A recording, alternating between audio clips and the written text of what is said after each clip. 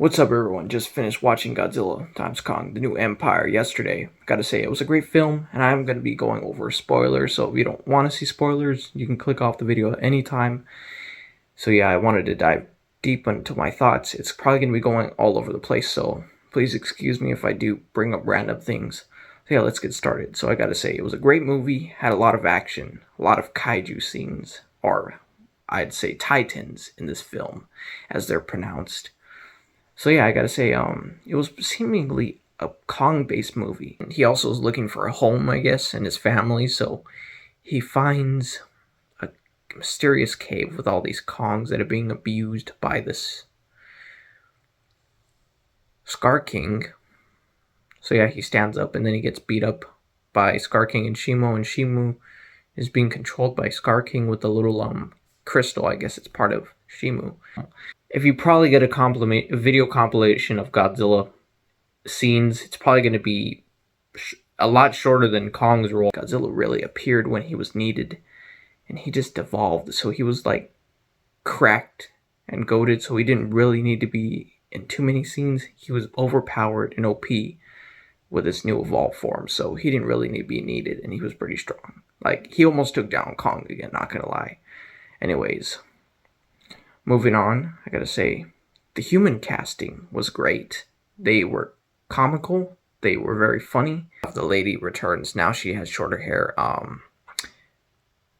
The other guy that's always trying to get views on social media has a Discord server, and he's always like, look at the hollow earth. I'm gonna record everything. He's like, this is the moment in history. Take a picture type of person, and that can be me at times. But yeah, there's a lot of relatable characters in this film. And it's really cool how the characters are also portrayed in the monsters now. The monsters are more given a personality, which is always fun. The guy with the sunglasses and the Hawaiian t-shirt, that guy was funny, man. He had a great personality. He also fixed Kong's cavity. So, I mean, if I got a cavity, he could hook me up quick. Like, that would be awesome. But, like, let me know.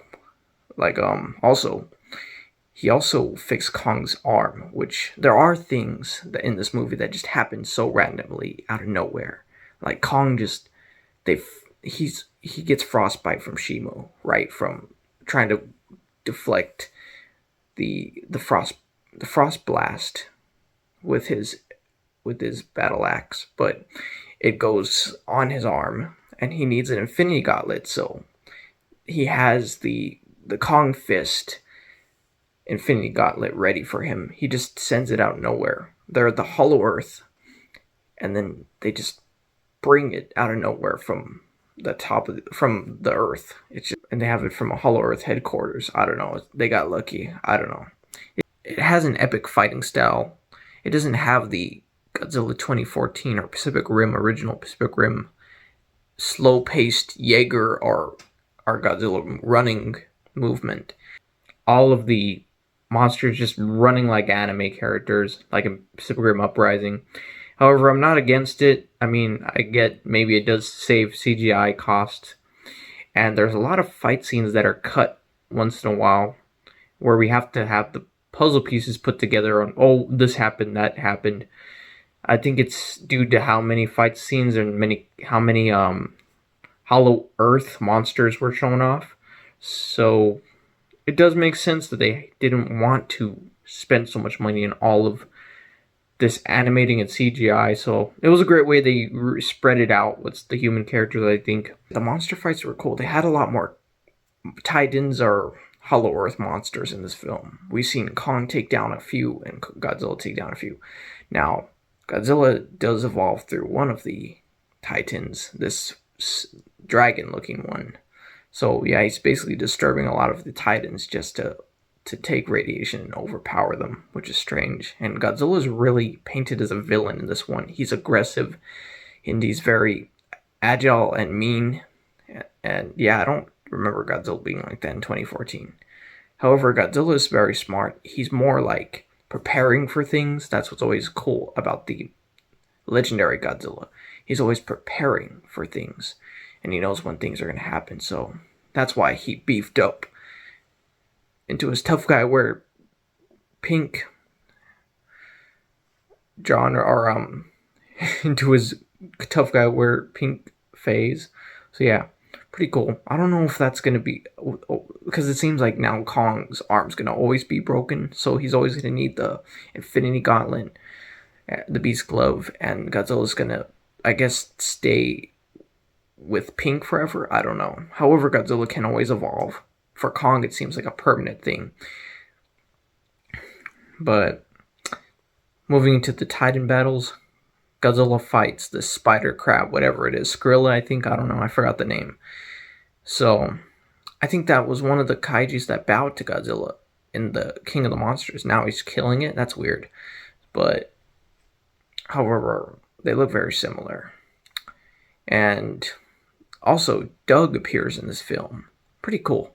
He takes some damage, but he comes back. He gets this arm, and it's just so weird how all this technology is so available so quickly. I mean, they're like underground, and the scene just goes so fast to where, oh, we got this Infinity Gauntlet.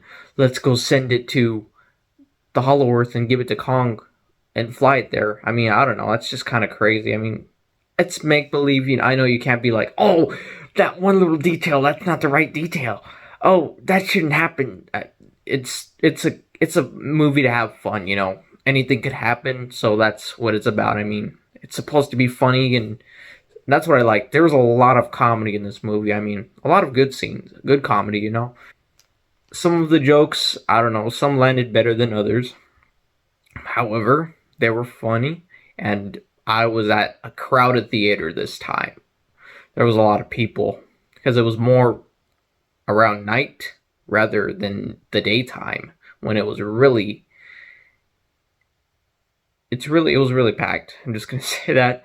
A lot of people shouted, and surprisingly, after the movie ended, a lot of people did cheer on the movie, which was good. So yeah, it's good to see that the fans liked it. But Scar King's a weasel, gotta say that. And he got the fate he deserved. He got tag teamed at the end, man. He got triple team at the end. It's an enjoyable film. It does carry the vibes from Godzilla versus Kong. However, it does take new risks and new heights. Has a lot more fight sequences, which is always great. That's one of the best things about these films, is seeing the kaijus or the monsters, whatever they're considered. That's always great to have more fight scenes. However, that does take a lot of more CGI, so I can understand their part. So I was surprised how they fit this all in. It's because there were faster paced fights, and the monsters were more running faster, so they try to speed things up. You can tell. Shimu was pretty cool titan. Let's get into one of the returning characters we haven't seen since 2019. Mothra, the girl character. I don't know her name exactly yet. I'm still trying to memorize it, so sorry about that. She finds a tribe or a family or whatnot, and then her adoptive mother is kind of sad because she doesn't want to let her go. Sadly, that was a kind of sad moment. I mean, but yeah, she ends up staying with the adoptive mother, I believe. She is basically the key to unlocking or bringing Mothra, I guess, for help. I don't know. Mothra appears out of pure gold dust, like a fairy tale. I don't know. It's so weird. Anyway, it was cool. Mothra's around now. Yay. We got Mothra back. And probably it leaves room for her to open and to appear in the next Monsterverse film. She returns gracefully. Cool, we got Mothra back, and looks pretty much the same as 2019. People said, oh, Mothra was different. It looks the same to me. Now, at least they didn't kill Mothra off this time. I was like, please do not kill Mothra off. Bringing back Mothra just to kill her off again would be terrible. All she does is just shoot out a little bit of moss or webs or something. And Kong also meets this mini Kong who kind of backstabs him in the beginning and chews off his hand, or chews off his other finger. Man, how many fingers is Kong gonna lose? And also, he's getting beat up by this eel. He literally gets thrown around by this eel. I'm like, really? Like, what was happening, Kong? Like, you're letting yourself go in this movie. So yeah, he's gonna take a lot of the beating. And Godzilla just shows up. He's like, okay, I'm ready. I gotta update. I updated to the most recent PC Windows upgrade. I don't know, whatever. He's all ready, and he's all pink. Tough guys wear pink now, and his stomach's all in, and he's all tough. But yeah, and then they do a 2v2 at the end, and like I said, turns to a 3v1 hilariously. Mothra doesn't attend the final battle because, I mean, what's Mothra gonna do? Shoot a few webs and then get crushed by Shimu's tail? We need Mothra alive this time. I wish we could have seen the Mudo species. There was one Mudo, the female Mudo Prime or something like that, whatever it was. The Queen Mudo. It was alive. I don't know what happened to it. And the woolly mammoth, I don't know what happened to those ones. Say a lot of Easter eggs.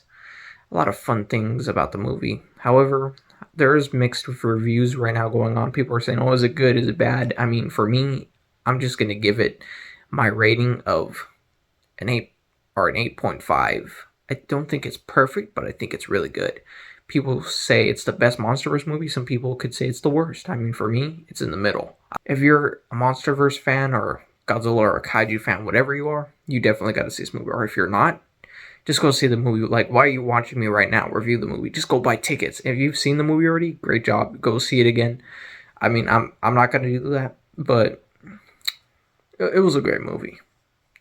It was good. And I mean, it's kind of a bummer.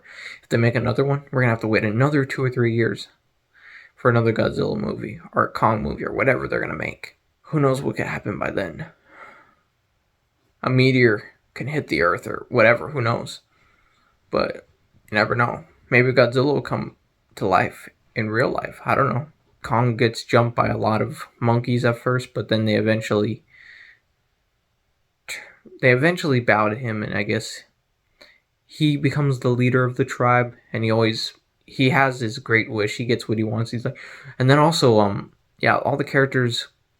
It's about family in this one. It's weird, but Godzilla doesn't get no family. That's messed up. Like, why can't Doug meet Godzilla or something? I mean, definitely recommend you watching it. It was a great movie. I haven't seen other people's reviews that many yet. They do like it, but they're saying it's not.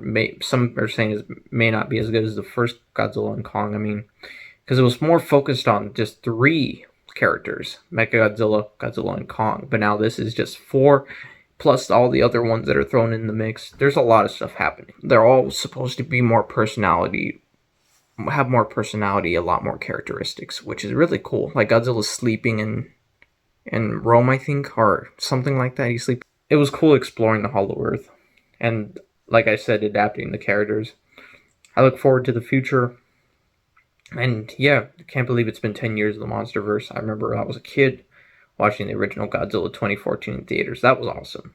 Thanks for watching, and I'll be doing another video soon. I'm running out of things to say, and it is quite late, so hopefully I didn't forget anything. But yeah, see you guys in the next one.